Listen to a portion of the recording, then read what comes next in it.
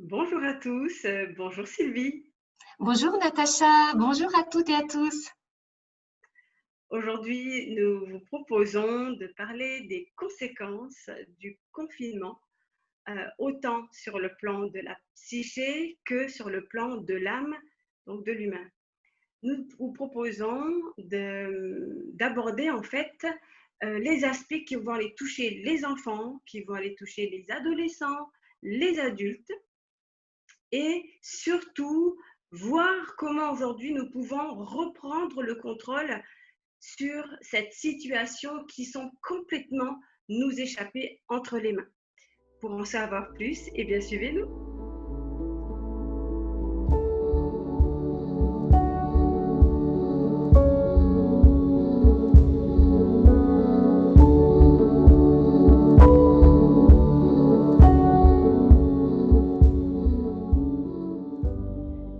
Sylvie, je souhaiterais, par rapport à justement notre thématique du jour, qui, je le rappelle, s'agit de parler des conséquences du confinement, de Oui. parler d'abord de ce qui se passe au niveau des enfants, des adolescents. Alors, il y a déjà une situation où, ne serait-ce que déjà le port du masque chez de jeunes enfants va plonger l'enfant dans une espèce de coupure de contact physique avec les autres enfants, ce qui est complètement à contre-nature de ce qu'un enfant fait. À part s'il y a une problématique de grande timidité ou une problématique psychologique à la base, tout enfant va aller spontanément vers un autre enfant. Et là, on lui interdit, et sans qu'on lui donne vraiment une raison qu'il puisse percevoir, analyser, concevoir, puisque le virus est invisible. Donc, on lui donne une information que à l'extérieur de l'endroit où il est confiné, il y a tout un environnement qui est profondément dangereux, avec un ennemi invisible qui est porté par tous les autres. Donc, tu vois bien que déjà à la base, pour les petits enfants, vous savez très bien que ce sont tels des éponges, donc ils vont capter absolument toutes les informations qu'on leur donne sans aucun filtre et vont en faire une vérité en fonction de ce que les adultes vont leur dire.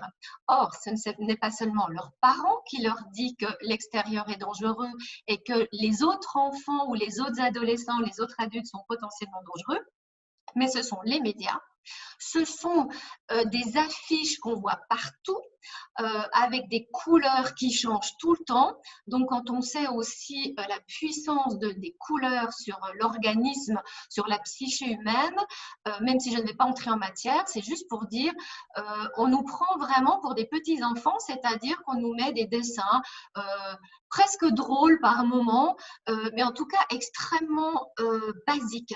Et ce qui fait que l'enfant peut tout de suite le comprendre et donc il l'intègre directement en lui. Donc déjà, il y a cet effet très délétère sur la perception de l'extérieur. Donc en gros, on réactive la croyance que quand on est dans le ventre de maman, on est en sécurité et dès qu'on en sort, c'est la jungle. Donc déjà là, il y a cet effet-là. D'une manière un peu plus concrète, au niveau, on va dire, du comportement, chez les enfants et les adultes un peu plus, on va dire, grands, il y a un très, très fort risque de dépendance. Dépendance aux réseaux sociaux, dépendance aux jeux vidéo, dépendance à la nourriture, dépendance à la télévision, avec une coupure amplifiée de nouveau avec le contact humain. Puisqu'à ce moment-là, toute l'attention de l'enfant est focalisée sur une activité bien particulière qui va nourrir, essayer d'apaiser un état d'anxiété ou d'ennui. Et vous pouvez très bien faire le test, mais malheureusement aussi chez les adultes, quand vous avez quelqu'un qui est plongé dans un jeu vidéo, il ne voit plus la notion du temps et il est complètement déconnecté. Et si vous lui parlez, il ne vous entend pas, cet enfant. Donc ça, c'est déjà les premiers effets, avec les conséquences, forcément, de nouveau de coupures sociales, sociétales, avec un besoin toujours plus important de combler le vide intérieur par rapport aux frustrations générées à la coupure de contact physique. En plus, comme il y a les masques quand on va à l'extérieur, pardonnez-moi, mais les masques, je ne sais pas si c'est moi, mais il me semble qu'ils sont de plus en plus larges. Moi maintenant, j'ai été obligée d'en mettre un, mais il me va, mais je dois tout le temps le rebaisser. Tu as constaté ça aussi? C'est exactement ce qui m'est arrivé et je pensais, si tu veux, que c'était moi qui n'arrivais pas à placer mon masque, mais là, tu viens de m'apporter une réponse. Oui, Effectivement, oui. Moi, il remonte jusqu'au niveau du c'est front, ça. en fait. Oui. Voilà. Et moi, je suis tout le temps en train de le rebaisser pour pouvoir regarder, ne serait-ce qu'en bas, pour la monnaie ou n'importe. Et donc, je me dis, mais c'est dingue. On veut vraiment, je veux dire, les regards, c'est le regard de l'âme. Mais si vous regardez, si vous croisez le regard des gens actuellement, mais il y a plein de regards qui sont vides ou qui sont dans la méfiance ou qui sont dans la tristesse. Et les enfants sont imbibés de ces visions-là. Donc, le sourire, regardez, si on cache ici, c'est dramatique, dramatique. Donc, on coupe l'enfant. Déjà qu'il y a beaucoup d'enfants et d'adultes qui sont coupés de leur ressenti. Imaginez ce qui va se passer là. On ne peut plus avoir l'interaction avec l'autre par rapport à son état intérieur. C'est terrible. Et on ne peut plus communiquer à l'autre son état intérieur simplement par le regard. Dieu sait si moi, je n'arrête pas de me battre pour dire aux gens, mais osez montrer vos émotions. Mais quand on montre ses émotions, ça se manifeste sur le visage. Et bien là, les personnes vont se dire, de toute façon, à quoi ça sert que je souris, l'autre ne le voit pas? À quoi ça sert que j'ai le visage avec ma tristesse, l'autre ne le voit pas? On retourne en arrière. C'est comme si on avait fait des pas en avant au niveau de la société, au niveau de la psychologie, et on repart en arrière. Mais comme ça n'a jamais été fait. Jamais ça ne s'est produit. Jamais. Donc, en plus, il y a l'effet de surprise, c'est que les personnes n'ont pas les capacités de savoir comment réagir par rapport à cette situation. Alors, il y en a, heureusement, qui sont créatifs, qui ont créé des masques en plexiglas, mais là, je ne sais pas vous, mais on a juste l'impression d'être dans une autre dimension. Moi, quand je vois des personnes avec un plexiglas, mais je dis, mais là, on est dans un monde futuriste et qui donne l'information. C'est pas grave, on va s'accommoder du masque, on va juste en faire d'une autre manière. Exactement. Ça sera quand même un masque, pardonnez-moi. Même si on voit le visage, il y a quand même une séparation. Et le cerveau, il a pris l'information, croyez-moi. Parce que vous, avec tous ces mois où on n'a pas arrêté de dire encore et encore les mêmes choses, le cerveau, il a déjà pris l'information. La nouvelle norme, c'est de porter un masque. Et quand c'est une norme, ça veut dire que c'est une nouvelle habitude sociétale et que plus personne ne se pose de questions. C'est très juste ce que tu dis. Et là, tu vois, tout ce que tu as abordé, on a parlé de la situation d'un enfant, on a parlé de la situation d'un adolescent, des adultes, mais il y a encore une catégorie d'adultes que j'aimerais bien que tu abordes, Sylvie, concernant toutes ces personnes par rapport à la maltraitance, psychologiquement. Voilà, comment ces personnes vivent cette situation. Alors, tu imagines, il y a déjà eu une première vague où on sait très bien, il suffit simplement de contacter les lignes d'urgence psychologique. Il suffirait simplement d'interviewer des médecins psychiatres. Bizarrement, est-ce que tu en entends parler dans les médias? Quasiment pas. Personne ne développe ce sujet. Est-ce qu'on parle de tous les suicides qu'il y a eu pendant la première vague? Je vous donne des exemples. Admettons, on va commencer par les jeunes au niveau des études et après on va aller un peu plus loin. Exact. Imagine que tu as 15-16 ans et c'est le moment des examens. notamment en Suisse, on fait beaucoup d'apprentissage, où tu vas passer ton apprentissage pour savoir si tu vas pouvoir travailler après. Eh bien non, tout ça, c'est tombé à l'eau. Donc, il y a des diplômes qui ont été donnés comme ça, ce qui enlève la capacité à ce jeune adulte d'avoir la satisfaction d'avoir passé un examen et d'avoir pu avoir les preuves qu'il avait les aptitudes. Parce que par l'examen, les aptitudes ont été vraiment validées par une autorité. Et ça, c'est très important. Si moi, je te donne ton permis de conduire, si tu es une vraie fainéante, alors tu seras peut-être contente. Mais si vraiment tu as fait des efforts, que tu étais motivée, tu seras contente, tu seras fière de toi. Tu te sentiras en grande valeur d'avoir été dans un examen, dans un test qui prouve, qui reconnaît que tu as de la valeur et que tu es apte à ça. D'accord ? J'essaie juste de faire passer en plein écran, mais j'arrive pas. Alors, c'est pas grave, on va faire comme ça. Donc, que nous recevons que ce que tu nous dis, t'inquiète pas, pour l'écran, ce que tu dis est déjà très intéressant et captivant, tout va bien. Oui, je crois que la technique, elle est vraiment secondaire, là, aujourd'hui. Donc, ça, c'est déjà pour ceux qui sont en apprentissage. Après, tu as ceux qui ont juste fait une année d'apprentissage et qui ont été interrompus dans leur première année d'apprentissage et ils ont juste repris la seconde année d'apprentissage et de nouveau, qu'est-ce qu'on fait? On leur coupe l'herbe sous les pieds.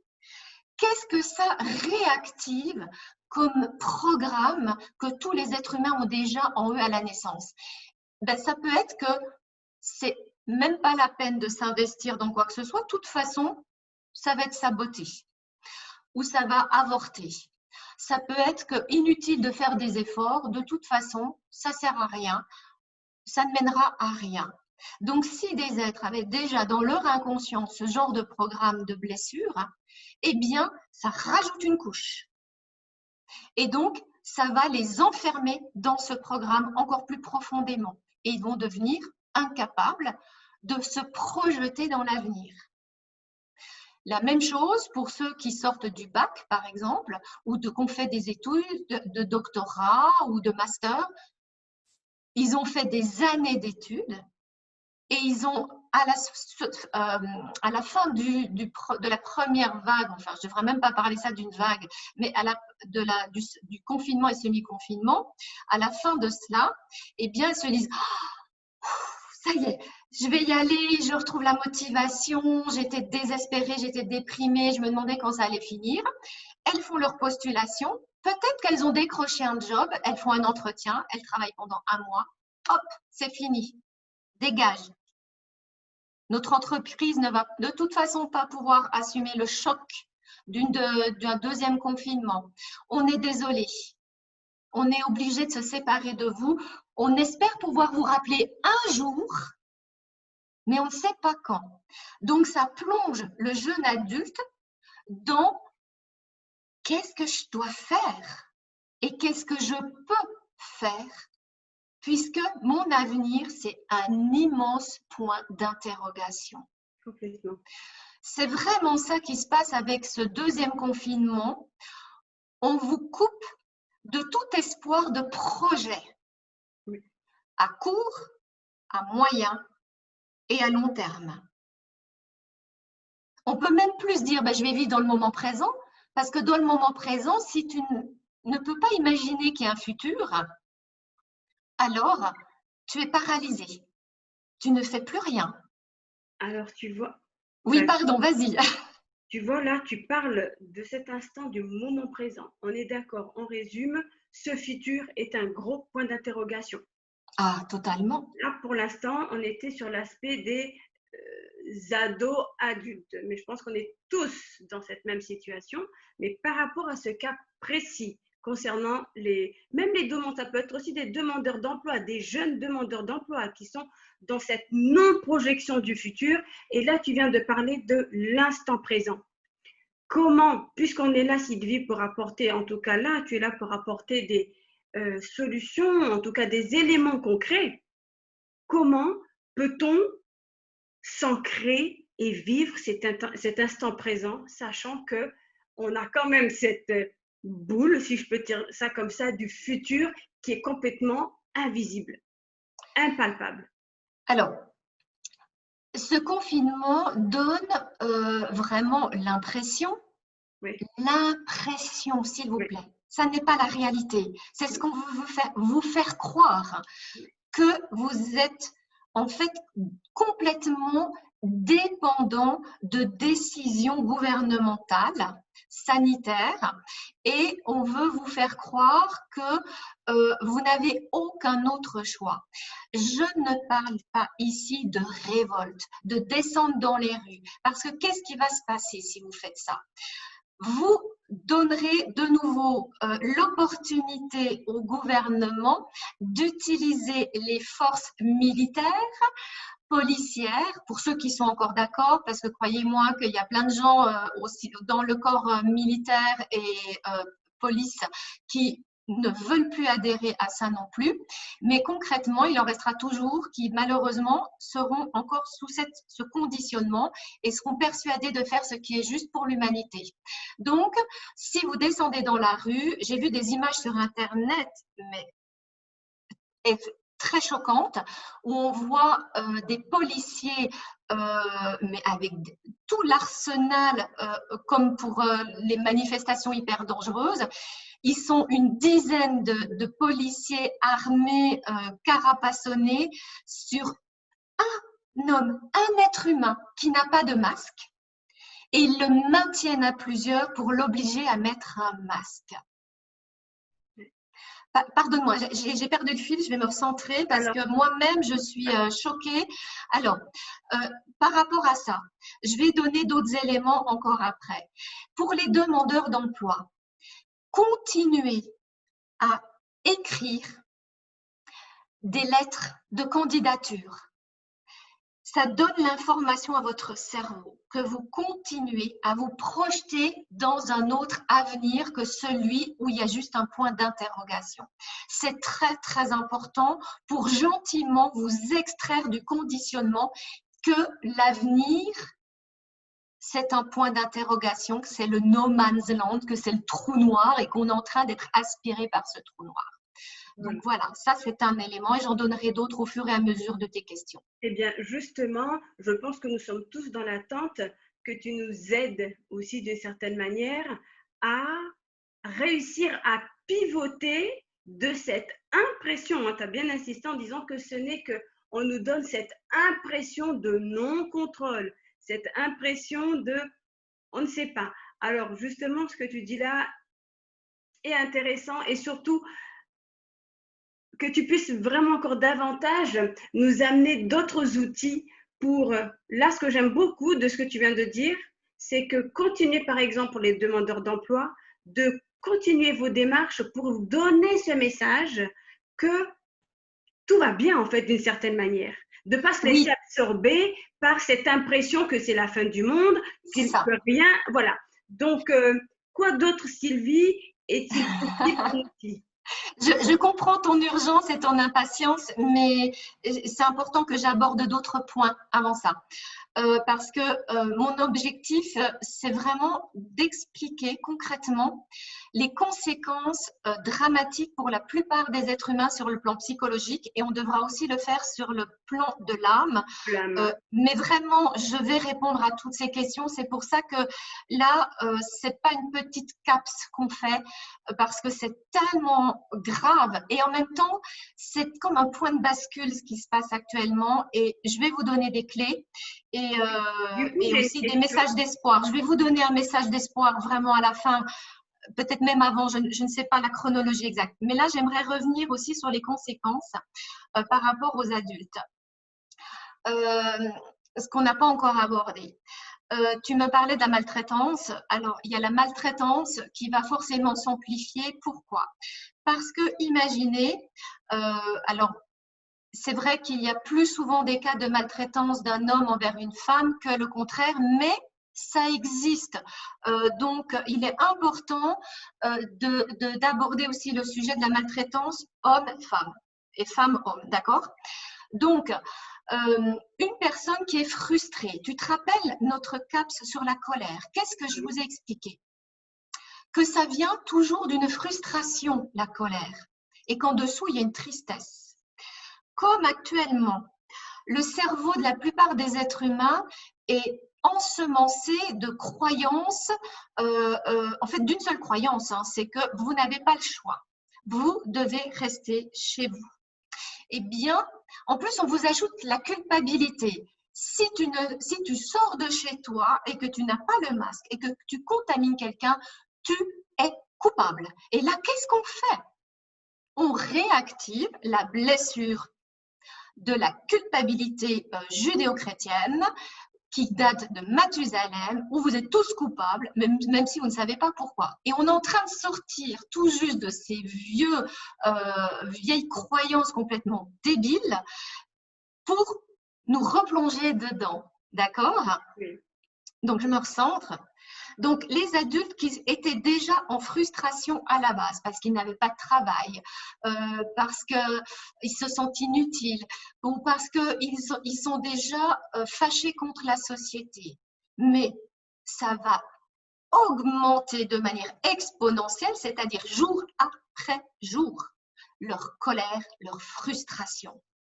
Et qu'est-ce qui se passe? Il peut arriver un moment, un point de saturation où l'être humain soit ne voit plus aucune autre porte de sortie que de se donner la mort. Exact.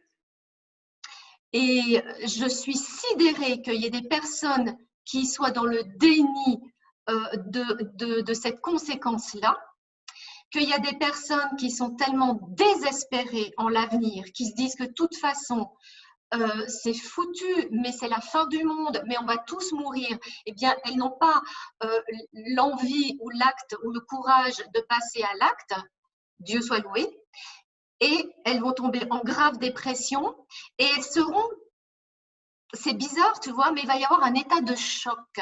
Et cet état de choc, on dit normalement qu'un état de choc, c'est dû à un événement particulier.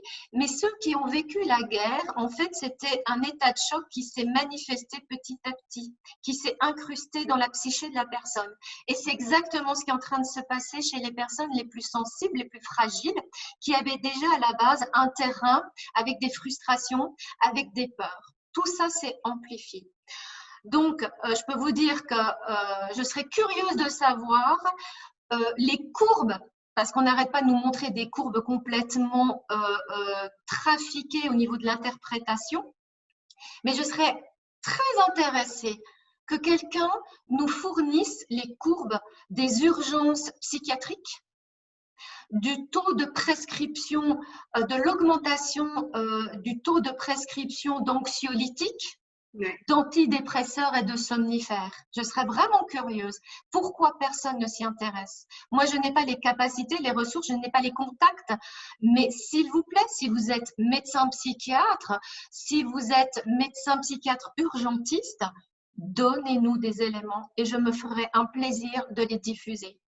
Je pense aussi, Sylvie, si tu le permets, qu'on parle aussi, voilà, on parle de dépression et d'autres symptômes, mais les phobies aussi, la paranoïa, doivent certainement aussi faire partie de tous ces critères dont on ne parle pas, mais qui sont en train d'augmenter. Absolument. Alors, je vais y revenir. Si j'oublie, tu me le rappelles, note-le dans un petit coin. Ce que je voulais aussi dire, c'est que cette frustration qui fait qu'il y a des manques. Donc, il y a le manque d'activité, il y a le manque de contact social. Et tous ces manques, il faut les remplir. Pardon. Tous ces manques, il faut les remplir. Donc, comme on ne peut plus les remplir d'un contact physique, d'un contact avec la vision d'un visage qui sourit, même s'il fait la gueule, à la limite, on aura presque envie de voir n'importe quel visage, on s'en fout, du moment qu'on voit la totalité du visage. Eh bien, ce manque-là, il faut le combler. L'organisme ne peut pas supporter qu'il y ait un manque. Enfin, l'état d'être-té ne peut pas supporter qu'il y ait un manque au niveau de l'ego.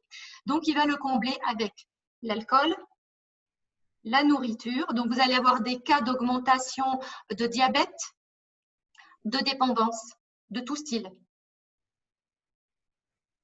Voilà. Donc, quelle était ta question que j'ai oubliée?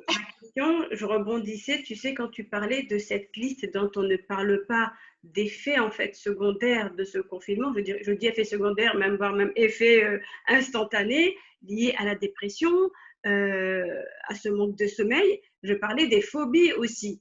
Ah oui, voilà, les phobies.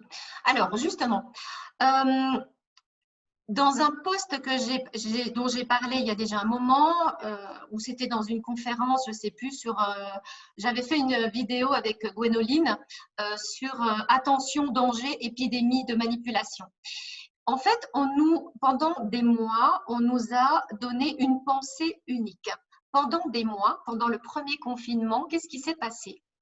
Il y a eu uniquement une information qui circulait partout, 24 heures sur 24, jour et nuit, sur absolument toutes les fréquences de radio, les chaînes télévisées. Imaginez comment se programme un enfant. Un enfant va développer un fonctionnement par rapport à un acte ou une parole répétitive d'un parent, d'un adulte.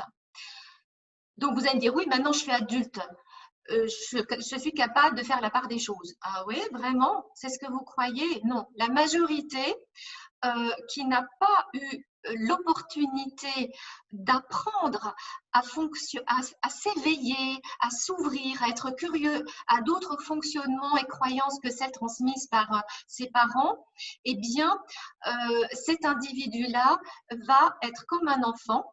Et comme il est, pardonnez-moi, mais abruti, nourri 24 heures sur 24, comme un petit bébé à la becqueté par des séries télé, par des informations qui sont toujours avec la même information, sans ouverture sur ce qui se passe à l'extérieur dans le monde, outre que l'information de cette épidémie, eh bien, ça fait un conditionnement. Que vous le vouliez ou pas, vous êtes conditionné. Ce conditionnement, c'est par la répétition. C'est un véritable lavage de cerveau. C'est une véritable reprogrammation de votre cerveau. Donc, à partir de là, cette pensée unique fait que vous ne pouvez plus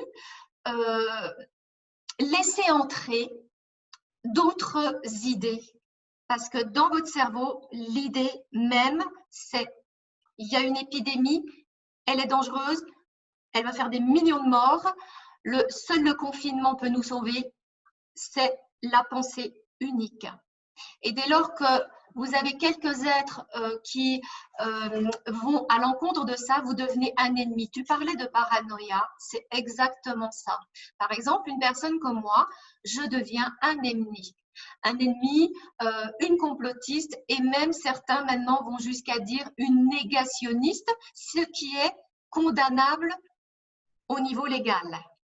Donc, l'objectif aussi, c'est de mettre dans l'idée, dans le cerveau des gens, l'idée que si on n'est pas d'accord avec cette pensée unique, comme dans la dictature totale, hein, c'est juste ça en fait, dans le fascisme absolu, c'est la pensée unique. Et si vous êtes en désaccord, vous êtes un ennemi de l'État.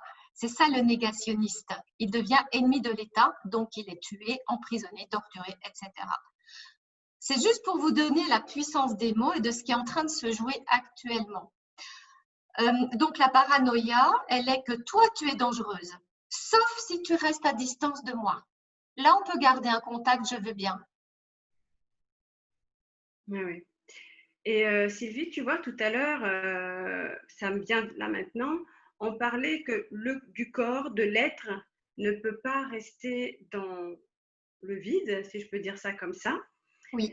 Par rapport à toutes ces personnes qui sont donc devant la télé, que ce soit les adolescents, que ce soit même les adultes, est-ce qu'il n'y aurait pas une activité qu'on pourrait faire pour nourrir justement soi-même son corps physique, pour réétablir une certaine harmonie? Alors, personnellement, je trouve que les méthodes comme le yoga vous obligent à avoir une certaine concentration. Mais ça pourrait être aussi du tai chi, ça pourrait même être une activité, comment dire, comment je pourrais dire? Je ne trouve pas le mot, une activité qui demande une maîtrise et un recentrage. Donc, le kung-fu, le judo, même si, voilà, c'est pas pratique à faire à la maison, mais rien ne vous empêche de vous créer un espace, justement. Et là, de nouveau, on entre dans cette dynamique. Donnez-vous les moyens, à l'intérieur de cette prison, de créer l'environnement qui vous correspond. Si c'est de faire des étirements, du pilate, du yoga, de la danse, par exemple la danse inline, country, vous pouvez la faire tout seul chez vous. Poussez les meubles. Ne me dites pas que vous n'avez pas la place. Poussez les meubles, montez les chaises sur une table, le temps de faire cette activité. D'accord? Tout ce qui vous demande une concentration, la lecture. Je ne vous parle pas des jeux vidéo de combat, là, où il faut faire gaffe de ne pas se faire tirer dessus. Non, non, ça fait partie des choses qui vous déconnectent. Parce que toutes les énergies montent dans simplement une partie du cerveau et vous n'êtes plus en contact avec les besoins physiologiques vitaux et réels de votre corps physique. Donc, je parle vraiment d'activités qui vous permettent de rester centré. Il vaut mieux faire 4-5 séances de cela de 5 à 10 minutes par jour plutôt qu'une grande séance d'1 heure, croyez-moi. Chaque fois que vous sentez que vous vous démoralisez, trouvez une activité créatrice, que ça soit de dessiner. Il y a des multitudes de coloriages, de mandalas qui sont possibles, qu'il y ait des couleurs, mettez-y toutes les couleurs, que ça soit de lire, même si c'est une tablette. Réactivez votre imaginaire. Ne commencez pas à lire des choses sanguinolentes, des choses qui font peur. C'est bon, vous avez votre… Je sais pas, est-ce que vous n'avez pas votre dose? Lisez des bandes dessinées qui sont puériles, qui sont enfantines. Replongez-vous dans l'univers de l'enfant, l'enfant qui imagine que tout est possible, que tous les rêves peuvent se réaliser. Retrouvez cette connexion à l'enfant.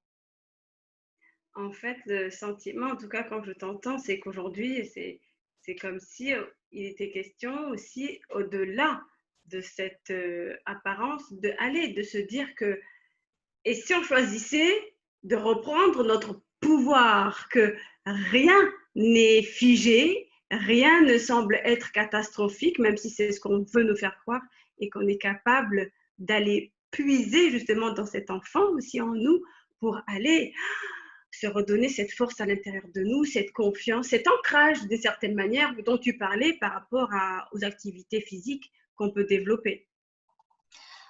Tu vois, quand je t'écoute, il y a quelque chose qui me vient. Oui. Pourquoi ne pas faire un smiley sur vos masques selon votre état du jour? Vous faites un truc avec… quand vous n'êtes pas… C'est un mauvais jour. Vous savez, c'est quelque chose qu'on fait dans les écoles, les petites écoles, dans certaines petites écoles pour les enfants. Il y a des petits smileys et chaque enfant doit, le matin, quand il arrive, mettre à quel niveau il est.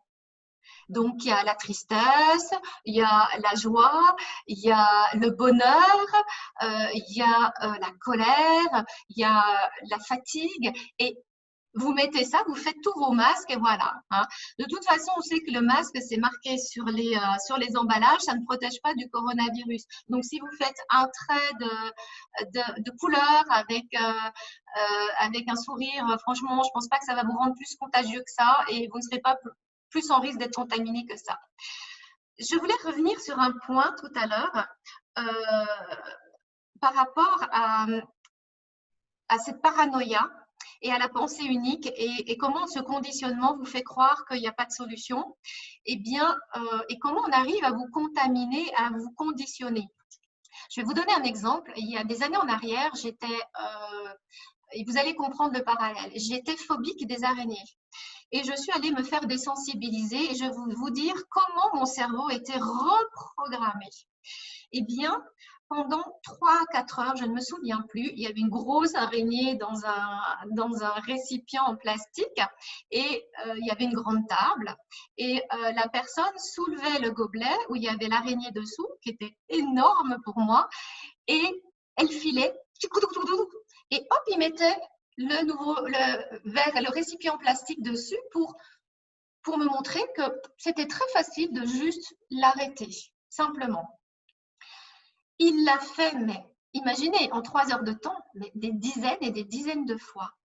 Et à un moment donné, il me dit, est-ce que vous voulez essayer? Puis moi, je me dis, ouh, je ne sais pas. Donc, il me donne un gros gobelet et il lâche l'araignée. Et vous n'allez pas le croire. Je suis allée comme ça, j'ai mis le récipient. Et vous savez ce que j'ai dit? J'ai dit, ah oui, non, mais là, je pense qu'elle était fatiguée parce qu'elle allait beaucoup moins vite que les autres fois. Et il était mort de rire. Il dit non, c'était la même vitesse. C'est juste que votre cerveau, à force d'enregistrer que moi, j'étais calme, que mon geste était paisible et que je mettais simplement le gobelet parce que j'étais vraiment dans cet alignement, dans cette paix-là, eh bien, mon cerveau a pris cette information. Eh bien, c'est exactement comme ça. On a commencé d'abord par vous remettre, regardez comment les tous ils vous parlent. Tout est contrôlé, calculé dans leurs attitudes. Macron, quand il vous parle, c'est toujours contrôlé. Il n'y a rien qui dépasse. Il est d'un calme. Donc, il vous fait croire que tout est juste, que ses décisions sont justes, que tout est parfait et que c'est pour votre bien-être. Et vous y croyez. Parce que vos yeux vous donnent cette information-là. Mais vous avez été préparé pendant des mois à recevoir ce conditionnement. Voilà, c'était important que je donne cette information. Oui, et tu as bien fait. Là, nous avons, dans un premier temps, vraiment parlé des conséquences du confinement sur le plan physique. Ce qui m'intéresse. Psychologique. Et psychologique. Et si c'est OK pour toi, Sylvie, je suis très curieuse de savoir ce que tu auras à nous dire sur un plan spirituel. Quelles sont les conséquences du confinement sur un plan spirituel? Alors, là, je vais à la fois parler du psychologique, mais relié à la spiritualité. Oui. Alors, tu te rappelles, on a parlé de la blessure originelle, on l'a survolée un tout petit peu. Voilà. Et donc, la blessure originelle, c'est la blessure de séparation, d'abandon, qui donne le sentiment d'isolement. Ce sentiment d'isolement, de solitude, concerne tout le monde. Parce que vous avez même des personnes qui sont en couple ou qui sont en famille, mais elles sont dans une telle souffrance par rapport à ce point d'interrogation de l'avenir que certaines, soit elles vont en parler toute la journée, donc elles vont polluer toutes les personnes qui vivent avec, hein, pardonnez-moi, mais c'est la réalité, soit elles vont tout garder en elles pour ne pas polluer les autres, mais les conséquences sont les mêmes. De toute façon, c'est à l'intérieur que ça va être pollué. Ce qui se passe, c'est que la blessure originelle de la séparation, de l'isolement et de l'abandon fait que vous êtes vraiment dans la croyance que vous êtes tout seul. Et comme les gouvernements n'arrêtent pas d'imposer des décisions, vous ne pouvez plus même ressentir ce qui normalement serait juste ou pas. C'est-à-dire que vous êtes tellement, la plupart sont tellement anesthésiés ou hypnotisés ou manipulés ou conditionnés ou tous en même temps que ces personnes-là ne peuvent même plus imaginer une autre possibilité de fonctionner. Tu vois où est le problème? Donc, à cause de ça, les personnes ne bougent pas, ne réagissent pas, ne se révoltent pas, même si la révolte, comme je vous ai dit, n'est pas une bonne idée sur un plan physique et matériel. Oui. Cette blessure de séparation, elle impacte absolument tous vos niveaux corporels, énergétiques, éthériques et spirituels. Dès lors que vous êtes incarné une fois sur Terre, vous avez la blessure de séparation qui est active. Et donc, c'est ça qui est réactivé actuellement avec, pour certains êtres qui font partie des êtres stellaires, indigo, cristal, solaire, les personnes à haut potentiel, toutes ces personnes-là qui ont déjà des connexions à la base avec leur partie divine, leur partie spirituelle, vont être impactées très profondément parce qu'elles ont cette blessure qui est plus présente au quotidien depuis leur naissance.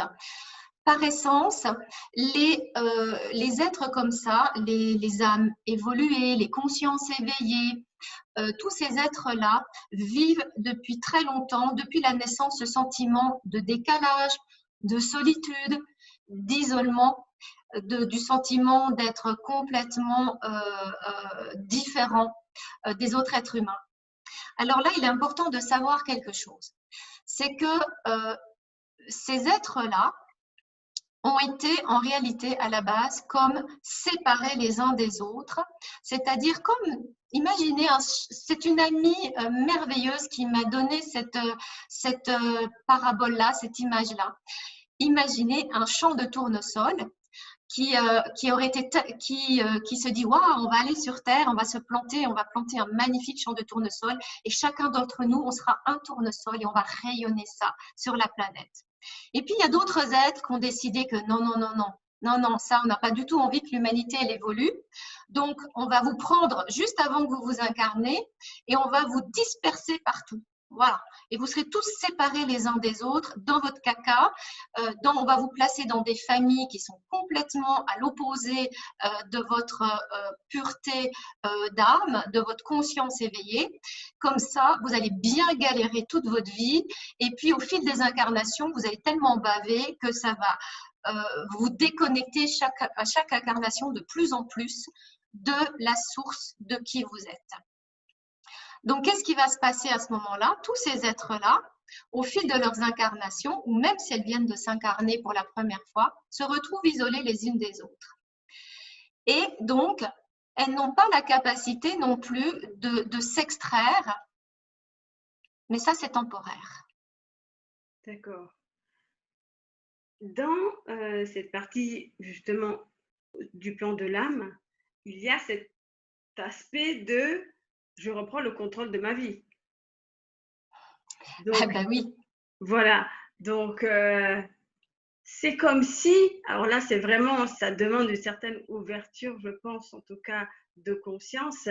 Ça vient nous inviter, en tout cas, pour certains, peut-être pas pour tous, et ça, Sylvie, tu nous en diras davantage.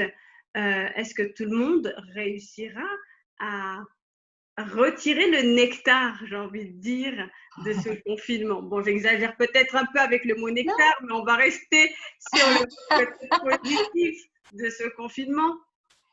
Alors, déjà, avant d'aborder ça, j'aimerais juste aussi expliquer quelque chose que j'ai compris, mais il y a très très peu de temps, il y a juste quelques jours. Il y a quelques mois, une amie m'avait dit, mais tu sais, Sylvie, que tu sois pro ou anti-masque, de toute façon, on est tous dans la peur. Elle est juste différente, c'est-à-dire que les anti-masques ont peur d'être manipulés, d'être conditionnés, d'être asservis, d'être obligés d'adopter une pensée unique, d'être, punis. Et puis, les pro-masques ont peur de mourir, ont peur pour ceux qu'ils aiment, etc., etc. Et là, ce que j'ai compris dernièrement, au vu de ce que je viens de vous transmettre, c'est que, par exemple, les êtres éveillés ont été disséminés sur la planète de sorte qu'ils sont isolés et qu'ils ne peuvent pas actuellement, pour le moment, mais croyez-moi, ça change, ils ne peuvent pas vraiment s'activer pour aider les autres de manière concrète parce qu'on les empêche. C'est l'objectif, d'empêcher l'évolution de l'humanité. Mais tous les autres qui ne sont pas conscients qu'il y a une autre alternative, eh bien, ne leur jetez pas la pierre. Arrêtez de vous battre dans une guerre d'opinion. C'est une question de perception. La perception des êtres éveillés, des âmes évoluées, est tout autre. Parce que ça fait partie de leur essence propre. il ne peut pas y avoir un problème sans une solution. Rappelez-vous la loi de l'équilibre. Tout ce qu'il y a dans l'ombre, vous l'avez dans la lumière. Et c'est juste qu'actuellement, ça monte, ça monte, ça monte, ça monte, ça monte. À un moment donné, il y aura un point de saturation. Ce point de saturation va être réalisé grâce à la reconnexion des êtres éveillés, parce que c'est ça qui est en train de se produire. Donc, je vais développer. Mais juste pour terminer sur ne condamnez pas. Ne voyez pas ceux qui sont pro-masque, pro-vaccin, pro-confinement comme des débiles mentaux, comme des inconscients, comme des… enfin, ne les regardez pas de haut, ne vous mettez pas en colère, ne soyez pas triste. Juste, offrez-leur des informations concrètes. La plupart ne pourront même pas les voir. Ils sont déjà programmés, ils sont déjà conditionnés. Mais si vous transmettez l'info avec le cœur, simplement l'info, qu'il y a une autre possibilité, à un moment donné, il y a vraiment des personnes qui vont avoir un switch. Et ce tout petit switch va créer une ouverture de conscience. Et là, croyez-moi, il y a d'autres êtres qui œuvrent, qui font tout ce qu'ils peuvent pour œuvrer, pour nous aider, nous soutenir, nous protéger. D'accord? Mais il faut qu'il y ait une toute petite ouverture. Aussi minime soit-elle, elle permettra vraiment d'éveiller les consciences. Donc, continuez, s'il vous plaît, à diffuser, diffuser, diffuser. Toutes les vidéos satiriques par rapport au confinement, toutes les vidéos qui font rire, mais qui en même temps révèlent des vérités vraiment extraordinaires. Donc ça, c'est important que j'appuie sur ça. Et si tu as des questions, on pourra revenir dessus. Et j'aimerais revenir sur le champ de tournesol. Je le vis moi-même et je le vois, je le constate. Les liens se recréent entre les êtres qui viennent des étoiles, les êtres indigos, les enfants stellaires, les enfants cristal, les adultes. Nous sommes en train de nous retrouver virtuellement. Et ça, il y a directement une ouverture de cœur absolument incroyable qui se passe à ce moment-là. Et c'est tellement puissant que c'est tellement dans la justesse que vous allez tout de suite reconnaître ces êtres-là. Ce sont réellement des frères et des sœurs. J'aime pas tellement cette histoire d'âme parce que ça a été tourné à toutes les sauces. Mais quelque part, c'est vraiment ça. Mais sur un plan extrêmement élevé. Et tout de suite, vous allez blablabla. Vous allez parler à la personne et l'autre va vous parler, mais comme si vous vous connaissiez depuis des années. Et je sais que ce que je dis maintenant, ça va faire plaisir à beaucoup de personnes et qu'il y en a beaucoup qui sont en train de le vivre en même temps que moi. Il est primordial, essentiel pour s'extraire de ce confinement, de créer des liens d'une autre manière. Et ces liens-là, qu'ils soient par WhatsApp, par Skype, personne, absolument personne ne pourra nous en empêcher. Parce qu'une fois qu'il est fait, ce lien, il est indestructible. Et ça, j'ai pu le voir avec d'autres personnes qui sont canales. Il est indestructible, ce lien. Je ne peux pas vous expliquer, je peux juste vous dire ce que j'ai vu. C'est qu'il y a une ouverture de cœur et il y a une multitude de petits filaments de lumière qui se mettent en action pour qu'on ne puisse plus perdre le contact avec nos frères et sœurs de lumière, les travailleurs de lumière. D'ailleurs, Sylvie, dans ce que tu dis, je vais rebondir sur cette note, en tout cas vraiment de retrouvailles et très positive. J'ai aussi constaté que tu vas retrouver beaucoup d'échanges entre voisins, du troc, une entraide. Il y a en fait aussi ça qui est en train de naître. Est-ce que ça, tu l'as observé? Est-ce que tu as quelque chose à dire par rapport à cet aspect-là?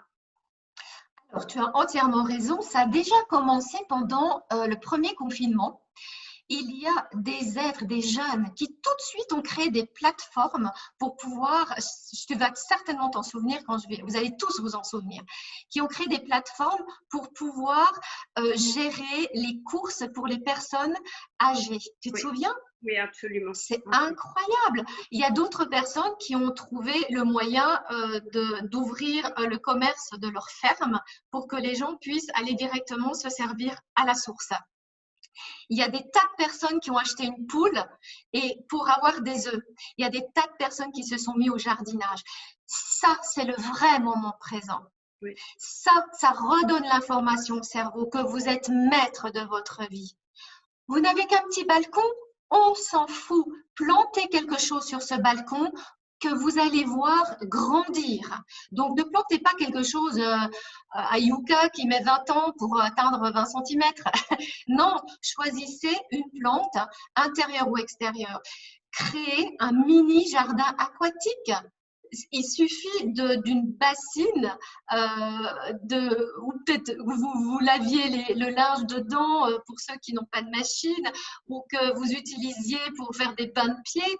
Transformez ça en un mini jardin aquatique. Mettez un petit nénuphar, un mini nénuphar. Montrez-vous créatif. Tu te rappelles, pendant le premier confinement, je bannis ce mot première vague, ça m'agace. Pendant ce premier confinement, il y a eu des personnes mais qui sont devenues créatrices, qui ont commencé à faire des recettes de cuisine, à imaginer des trucs pas possibles et qui les ont mis en photo. Cultivez le beau, cultivez la joie, cultivez le plaisir et nourrissez-vous de ça et arrêtez de vous nourrir de choses qui vous savez, il y a des films de science-fiction où on voit qu'il y a un corps qui se détache et qui est aspiré par une entité démoniaque ou diabolique. Eh bien, c'est ça les jeux vidéo, c'est ça la télé, c'est ça les médias, c'est ça la bouffe, la malbouffe, c'est ça l'alcool. Il y a une partie de vos corps qui partent et qui vont nourrir d'autres plans. Mais non, d'une pipe, ces corps, ce sont les vôtres, récupérez-les. Et pour les récupérer, pour réellement vivre dans le moment présent, ça ne peut se faire que dans des actions où vous êtes conscient, où vous êtes concentré sur quelque chose. Après, peu importe sur quoi vous êtes concentré, si c'est sur une graine qui germe, si c'est sur le fait de teindre un vêtement et d'y mettre des pochoirs, peu importe. Ça peut être la pâtisserie, puisque c'est ce qui se développe énormément en ce moment. Beaucoup de femmes, hommes aussi, se mettent à la cuisine et la pâtisserie. Donc, ça peut être ça aussi. Ça peut être la couture, vraiment. Absolument, c'est ça. Oui. Tout ce qui permet de nourrir votre cerveau d'informations que vous êtes le seul maître. Et que plus personne ne pourra jamais vous enlever ça. C'est primordial. Il y a eu 13 lunes et concrètement, moi je l'ai senti du point de vue vibratoire. Il y a une espèce d'ouverture qui s'est faite. Vous trouverez certainement des informations sur Internet. Je ne suis pas allée regarder de personnes qui sont plus aptes que moi à entrer en contact avec les énergies des équinoxes, des pleines lunes. Moi, je n'ai pas ces connexions-là. Mais concrètement, je l'ai senti à l'intérieur. Il y a quelque chose qui s'est ouvert. On a une opportunité de ne plus se focaliser sur toute la haine qui se passe à l'extérieur et de revenir à la beauté suprême de votre intérieur. Je trouve ça magnifique comme, je ne sais pas ce que tu en penses, on pourrait presque terminer sur ça, mais dis-moi. Mais c'est ce que j'allais te dire, Sylvie, ne rajoutons plus rien derrière ça parce que là, tu apportes vraiment du baume au cœur et c'est sur ce message qu'on devrait rester pour diffuser ça et clôturer cette belle, en tout cas, et riche conférence. C'est exactement ça. C'est ne regardez plus la laideur extérieure. Focalisez-vous sur votre splendeur intérieure. Oui. Merci infiniment, Natacha, parce que tu as beaucoup contribué avec tes questions à ce que je reçoive d'une manière très alignée. Le maximum d'informations pour cette vidéo qui est extrêmement importante parce que c'est maintenant qu'on est déjà en train d'amorcer ce changement vraiment positif. Ne vous laissez pas imbiber par des croyances qui sont fausses. C'est tout ça, c'est du pipeau. Et il y a vraiment une autre réalité qui est en train de se construire, mais on a besoin de vous tous. Donc, si vous avez, tu parlais des voisins, du troc, des échanges, si vous avez des personnes qui ont des aptitudes et qui n'ont plus les moyens financiers, faites des échanges. On a tous des aptitudes. Tu parlais de couture, de pâtisserie. Eh bien, allez savoir, peut-être que votre voisin, votre voisine n'a pas les moyens de s'acheter un bon gâteau, mais par contre qu'elle sait super bien couper les cheveux, eh bien, faites-lui un magnifique gâteau et elle vous coupera les cheveux en retour. Détournez le système. On ne peut pas vous condamner quand il n'y a pas échange d'argent. C'est un cadeau. Vous lui faites un cadeau, ça vous fait plaisir de lui offrir un gâteau. Eh bien, elle a envie de vous faire un cadeau et de vous offrir une coupe de cheveux. Personne ne peut vous accuser de quoi que ce soit. Et si j'ai un dernier conseil à dire, ne payez plus vos impôts ni vos assurances maladie. Pourquoi ça? Parce que c'est grâce à tout ça que le système fonctionne et que tous nos gouvernements ont leur salaire. Je vous laisse réfléchir à tout ça et moi je vous dis à très très bientôt. À tout vite et à très bientôt et portez-vous bien. Merci. Portez-vous bien.